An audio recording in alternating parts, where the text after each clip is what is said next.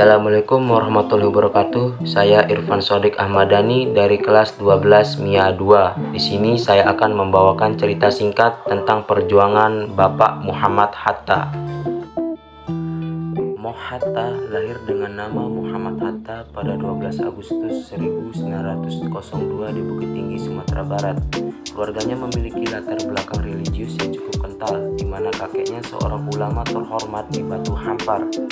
Ayahnya, Haji Muhammad Jamil, meninggal sebelum ia berusia 1 tahun. Lalu ia dibesarkan oleh keluarga ibunya, yaitu Siti Saleha. Di usia yang masih sangat muda, ia mulai tertarik dengan dunia politik. Ia banyak membaca surat kabar yang meliput politik dan perdebatan di dalam Volkskrant.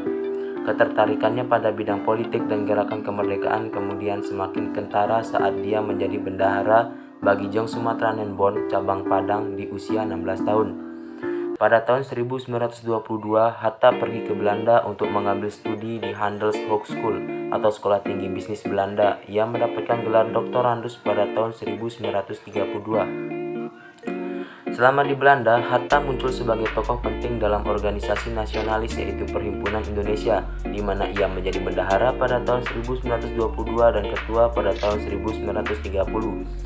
Aktivitas Hatta melalui organisasi tersebut dan Jurnal Indonesia Merdeka membuatnya mulai diperhatikan oleh Belanda. Pada tahun 1927, ia ditahan oleh Belanda bersama dengan 4 aktivis Perhimpunan Indonesia lainnya. Ia menolak berbagai tuduhan Belanda melalui pidatonya yang fenomenal, yaitu Indonesia Merdeka. Saat Hatta kembali ke Indonesia pada Juli 1932, ia menjadi tokoh nasionalis paling penting berpengaruh di dalam negeri.